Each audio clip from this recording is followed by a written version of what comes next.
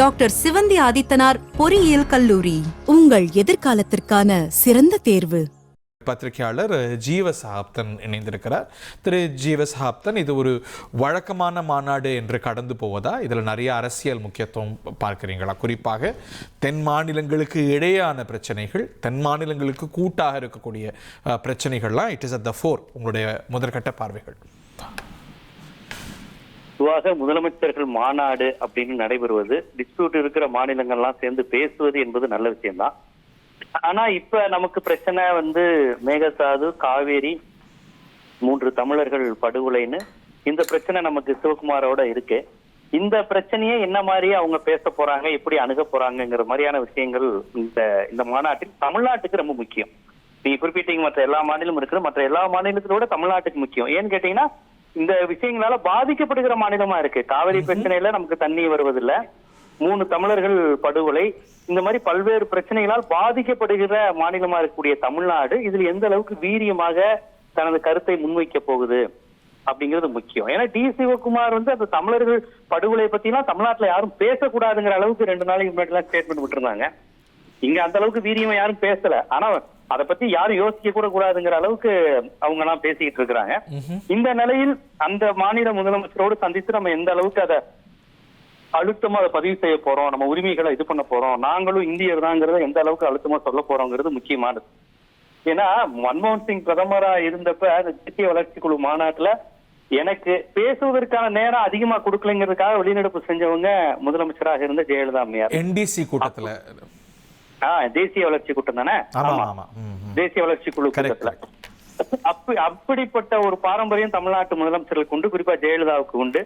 இந்த அளவுக்கு தங்க மாநில உரிமைகளுக்காக நடுவண் அரசிடமோ பக்கத்து மாநிலங்களிடமோ போராடிய ஒரு வரலாறு அப்படிங்கிறது தமிழ்நாட்டுக்கு இருக்கு. அதனால இப்ப இந்த இதுங்கிறது பேச்சுவார்த்தைங்கிறது நம்ம உரிமைகளை கேட்பதிலிருந்து மழுங்கடிப்பு விதமாக போயிருமா, இல்ல இது நமக்கு உதவி செய்வதற்கான ஒரு திட்டமா, ஒரு அடுத்த கட்ட படியா இருக்குமாங்கிறதா நம்ம கூர்மையா தமிழர்கள் கவனிக்க வேண்டிய விஷயம். தமிழ்நாடு முதலமைச்சர் விஜய் எந்த அளவுக்கு இதுல குரல் கொடுத்து பேசுவார், டி சிவகுமார்கிட்ட நமக்கான நியாயத்தை கேட்பார். இன்னும் சொல்ல போனா காவிரி மேகதாது பிரச்சனை நடுவர் மன்றத்துல இருக்கு, அந்த தீர்ப்பை அமல்படுத்துங்கிறதா நம்ம சொல்லணுமே ஒழிய அவர் கொடுக்குற இடத்துல ஒண்ணு டி சிவகுமார் கிடையாது, அது நடுவர் மன்றத்துல போயிடுச்சு. நடுவர் மன்றம் நமக்கு சாதகமா தீர்ப்பு கொடுத்திருக்கு, அதுக்கு அவங்க அமல்படுத்தணும். அதுதான் இது. சிவகுமார் ஒண்ணு கொடுக்குற இடத்துல, அதனாலதான் முந்தைய முதலமைச்சர்கள் பேச்சுவார்த்தையை தவிர்த்து வந்தாங்க. செல்வி ஜெயலலிதாவுக்கு அந்த வாய்ப்பு வரும்போது நான் பேச என்ன இருக்கு, பேசி முடிச்சாச்சு, தீர்ப்பு வந்தாச்சு, தீர்ப்பு நமக்கு சாதகம், அதை இம்ப்ளிமெண்ட் பண்ணுங்க அப்படிங்கிறது. எம்ஜிஆர் ராமகிருஷ்ண ஹெக்டே பேச்சுவார்த்தை நடத்தினப்ப நடுவர் மன்றங்கள் அமைக்கப்படல 83 84. அதனால அவர் பேசினாரு, தண்ணி கேட்டாரு, விற்கினாரு, அதுக்கு கொடுத்தாங்கிற மாதிரி எல்லாம் டிப்ளமேட்டிக்கா சொன்னாங்க. தெலுங்கு கங்கை காவிரி திட்டம் எல்லாம் கொண்டு வந்தாரு எம்ஜிஆர் அவர்கள்.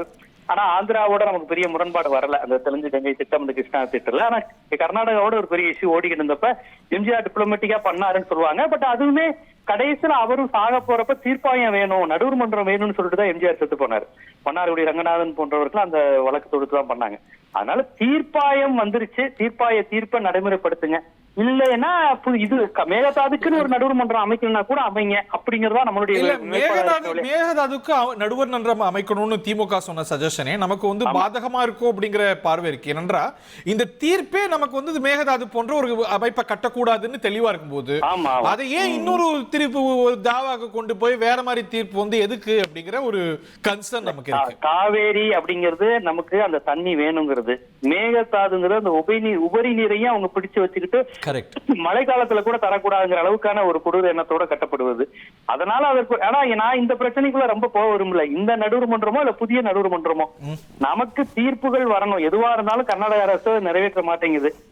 இந்த மாதிரியான விஷயங்களை அழுத்தம் திருத்தமா பேசணும். மன்னார்குடி ரங்கநாதன் வழக்க பேசணும். 69ல அன்றைய பொதுப்பணித்துறை அமைச்சரா இருந்த கலைஞரும் மாதவன் போன்றவர்கள் போட்ட வழக்கு 71ல இந்திரா காந்தி பேசியே தீர்த்துக்கலான்னு சொல்லி ஏமாத்தி அந்த வழக்கை திரும்ப பெற வச்சது. கலைஞர் திரும்ப பெற்றது தப்பு, திரும்ப பெற்றதனுடைய விளைவை தொடர்ந்து அனுபவிச்சோம். எம்ஜிஆரும் பேச்சுவார்த்தை நம்பி ஏமாந்து கடைசியில் நடுவர் மன்றம் வேணும்னாரு. அலெக்சாண்டர் கவர்னரும் இதே பேச்சுவார்த்தையில போய் அலெக்சாண்டர் கவர்னர் கூட நமக்கு சாதகமா தான் இருந்தார். கர்நாடகா ஏமாத்துது, நடுவர் மன்றம் வேணும்னாரு. நமக்கு இதுல ஒரு டிப்ளமசி ஃப்ரேம்வொர்க்கோட ஒரு லீகல் ஃப்ரேம்வொர்க் தான் தமிழ்நாட்டுக்கு நியாயத்தை பெற்று கொடுத்திருக்கிறது. இதையெல்லாம் இதுல பேசணும். இந்த தென்னிந்திய முதலமைச்சர் மாநாடுங்கிறது கை குலுக்கிட்டும் ஹக் பண்ணிட்டும் வர்றது கிடையாது. கண்டிப்பா கட்டி பிடிக்கட்டும், கை குலுக்கட்டும், சகோதரத்துவத்தை பாராட்டட்டும், தமிழனாவது கன்னடனாவது இந்தியனாக மனிதனாக ஒன்று சேரட்டும், அதுல எந்த இதுவும் இல்ல. ஆனா பாதிக்கப்பட்டவர் தரப்பு நியாயத்தை மூடி மறைக்கிற மாதிரி இந்த சகோதரத்துவம் இருக்கக்கூடாதுன்னு தான் நான் சொல்றேன். ஒன்றிய அமைச்சர் வந்திருக்கிறாரு, அவங்க அதை எப்படி பண்ணாங்க? காங்கிரஸ் மாதிரியான கட்சிகளுக்கு கூடுதல் பொறுப்பு இருக்கு பிஜேபியோட. ஏன்னா அவங்க தமிழ்நாட்டிலயும் ஆட்சியில இருக்கிறாங்க, கர்நாடகத்திலயும் இருக்கிறாங்க. அதனால ரொம்ப அழகா இதை பிஜேபி பண்ணுன்னு தப்பிக்க முடியாது. அங்க சிவகுமார் வேற, நாங்க வேற, சிவகுமாருக்கும் ஸ்டாலினுக்கும் தொடர்புன்னு எதையாவது பேசி தப்பிக்க கூடாது. பாப்போம், இந்த மாநாட்டில் இந்த அழுத்தம் திருத்தங்களுடன் சட்ட விவரங்களுடன் நமது முதலமைச்சர் பேசுவார் என்று நான் நம்புறேன். பாப்போம். டாக்டர் சிவந்தி ஆதித்தனார் பொறியியல் கல்லூரி, உங்கள் எதிர்காலத்திற்கான சிறந்த தேர்வு.